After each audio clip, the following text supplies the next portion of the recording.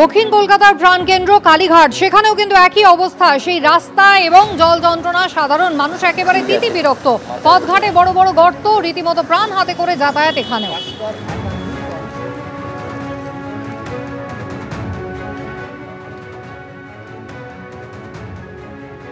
দক্ষিণ কলকাতার প্রাণকেন্দ্র কালীঘাট, বলা ভালো কালীঘাট মন্দিরের যে মূল যে রাস্তা দিয়ে ঢুকছে তার প্রায় উল্টো দিকে আমরা দাঁড়িয়ে রয়েছি। সেখানেও কিন্তু একই ছবি রাস্তার একাধিক অংশ ভেঙে গিয়েছে। রাস্তায় একেবারে এবড়ো খেবড়ো অবস্থা। একটা দিকে এই রাস্তার একদিক দিয়ে ট্রাম লাইন চলছে, সেখানে অবস্থা আরও দুর্বিষহ।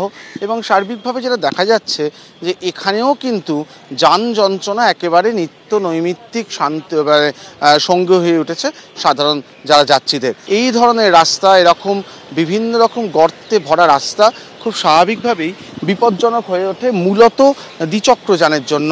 এমন নয় যে শুধুমাত্র বর্ষাকাল বৃষ্টির জন্য এই রাস্তার ক্ষতি হয়েছে। এই ছবি প্রায় 12 মাস দেখা যায় এবং সেটাই উদ্বেগ বাড়াচ্ছে এখান দিয়ে যারা নিয়মিত যাতায়াত করেন তাদের। ক্যামেরায় অভিজিৎ দত্তর সঙ্গে অর্চিত ভট্টাচার্য, এবিপি আনন্দ, কলকাতা। একদিকে ভরা বর্ষা চলছে, তার উপরে নিম্নচাপের প্রভাব ছিল। টানা 7 দিন ধরে যেভাবে বৃষ্টি হয়েছে গোটা রাজ্য জুড়ে, দক্ষিণবঙ্গ জুড়ে, তাতে রাজ্যের বিভিন্ন প্রান্তের রাস্তাঘাটের ছবি কিন্তু ভয়াবহ। কলকাতার বিভিন্ন প্রান্তের ছবি এবার আপনাদের দেখাবো, একই সঙ্গে জেলার ছবিও দেখাবো।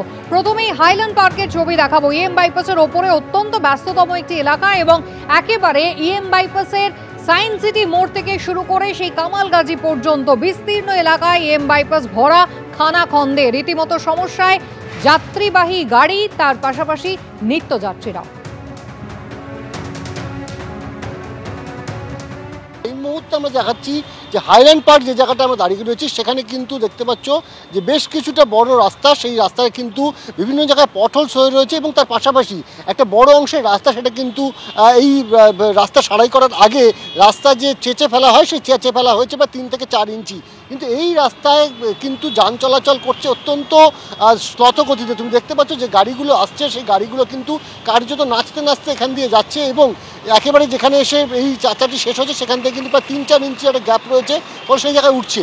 যেটা জানা যাচ্ছে প্রায় 10 থেকে 12 দিন আগে কিন্তু রাস্তা মেরামতির কাজ শুরু হলেও এখনও কিন্তু রাস্তা মেরামতির কাজ শেষ হয়নি এবং এই রাস্তা মেরামতির কাজ কবে শেষ হবে সেটা নিয়ে কিন্তু প্রশ্ন থাকছে। কারণ বৃষ্টি থেমেছে, প্রায় 24 ঘন্টা হতে চলল শহরে, সেভাবে খুব একটা বড় ভারী বৃষ্টি হয়নি, কিন্তু এখনও পর্যন্ত কিন্তু কাজ নতুন করে শুরু করা যায়নি।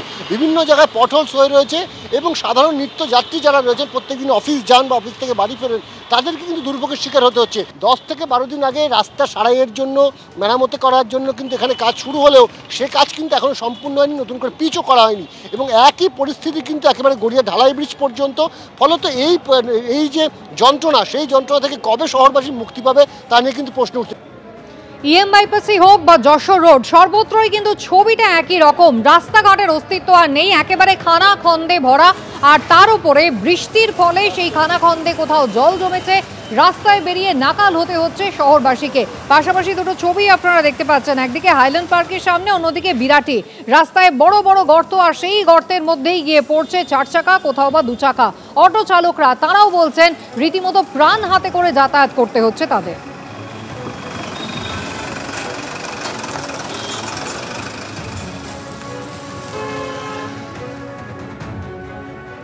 কতদিন ধরে খারাপ?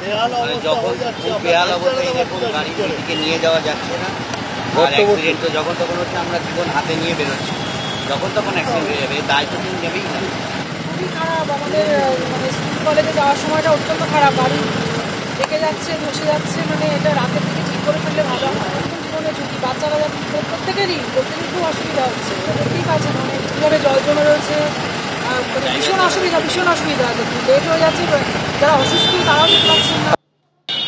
যশোর রোডের বেহাল দশা, বর্ষা নামতেই রাস্তার বেহাল দশা এবং জায়গায় জায়গায় খানাখন্দে ভরা। আমরা এই মুহূর্তে রয়েছি বিরাটি মোড়ে, যে এয়ারপোর্টগামী যে রাস্তা, সেই রাস্তা খানাখন্দে ভরা এবং জায়গায় জায়গায় গর্ত। এবং যে সমস্ত গাড়ি যাচ্ছে যথেষ্ট বিপদের ঝুঁকি নিয়ে তাদেরকে চালাতে হচ্ছে এবং যারা প্রতিদিন যাতায়াত করেন তাদের সঙ্গে কথা বলার চেষ্টা করব।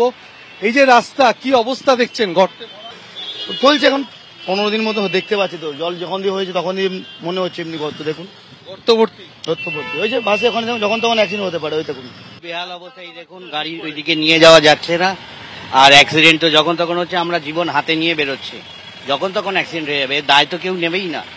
খুবই খারাপ আমাদের মানে স্কুল কলেজে যাওয়ার সময়টা অত্যন্ত খারাপ, গাড়ি বেঁকে যাচ্ছে, ধসে যাচ্ছে, মানে এটা রাতের দিকে ঠিক করে ফেললে ভালো হয়। একদম জীবনের ঝুঁকি, বাচ্চারা যাচ্ছে, মানে প্রত্যেকেরই খুব অসুবিধা হচ্ছে।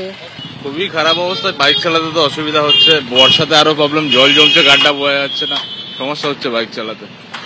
অর্থাৎ প্রতি বছর ফি বছর অর্থাৎ বর্ষা এই সমস্ত রাস্তা খানাখন্দে ভরে যায় এবং সেই সময়কার মতো সাময়িকভাবে মেরামতি করা হয়, কিন্তু বর্ষা এলে সেই একই অবস্থা হয়ে যায় এবং সাধারণ মানুষ সমস্যায় পড়ছেন এই যশোর রোড দিয়ে যাতায়াত করতে। ক্যামেরা অতনু কুণ্ডুর সঙ্গে সমীরণ পাল, এবিপি আনন্দ, উত্তর 24 পরগনা।